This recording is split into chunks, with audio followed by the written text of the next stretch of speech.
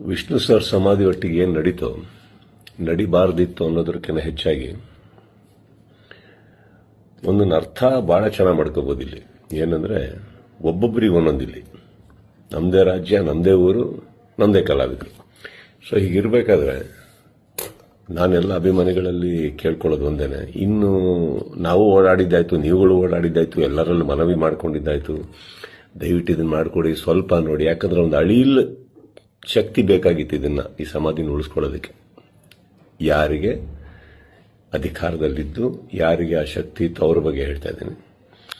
So ಅದು ಮಾಡಲಿಲ್ಲ ಅಂದಾಗ ಇನ್ನು ಅವ್ರನ್ನೆಲ್ಲ ವಿಷ್ಣು ಸರ್ನ ನಾವು ನೋಡಿ ಬೆಳ್ಕೊಂಡು ಬಂದಮೇಲೆ ಒಂದಂತೂ ನಾವು ಕಲೀಲೇಬೇಕಾಗಿರೋದು, ಇನ್ನು ಭಿಕ್ಷೆ ಮಾಡೋ ಅವಶ್ಯಕತೆ ಇಲ್ಲ, ಕೇಳ್ಕೊಳ್ಳೋ ಅವಶ್ಯಕತೆ ಇಲ್ಲ, ಕೇಳೋ ಅವಶ್ಯಕತೆನೆಲ್ಲ ಮುಗಿದೋಯ್ತಲ್ಲ.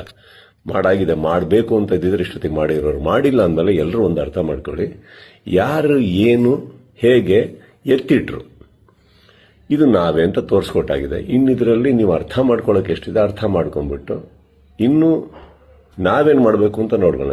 ಈಗ ಮೊನ್ನೆ ನಾವು ವೀರಕಪುತ್ರ ಶ್ರೀನಿವಾಸ್ ಅವ್ರ ಥರನೂ ಮಾತಾಡ್ತಾ ಇದ್ದೆ. ಅವರು ಒಂದಿಷ್ಟು ಯೋಜನೆಗಳು ಹಾಕೊಂಡಿದ್ದಾರೆ, ಆದಷ್ಟು ದೊಡ್ಡ ಒಂದು ಪ್ರತಿಮೆ ಕಟ್ಟಬೇಕು ಅಂತ ಇದ್ದಾರೆ.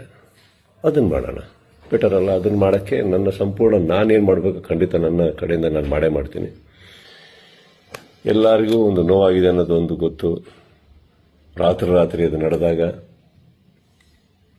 ಹೇಳಿತನವೂ ಹೌದು, ಮಾಡಿದವ್ರದ್ದು ಬಿಡಿ. ಆ್ಯಂಡ್ ನೋವಾಗುತ್ತೆ, ಬಿಟ್ಟಾಕಿ, ಏನು ಪ್ರಾಬ್ಲಮ್ ಇಲ್ಲ. 10 ನಿಮಿಷ ಕಣ್ಣೀರು ಹಾಕಬೇಕು, 11 ನಿಮಿಷ ನಾವೇನು ಮಾಡಬೇಕು ಅಂತ ಯೋಚನೆ ಮಾಡಿ ಮುಂದೆ ಹೋಗೋದು ನನ್ನ ಅಭ್ಯಾಸ.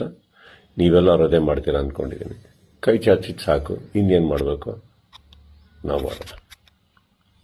ಜೈ ವಿಷ್ಣು ಸರ್.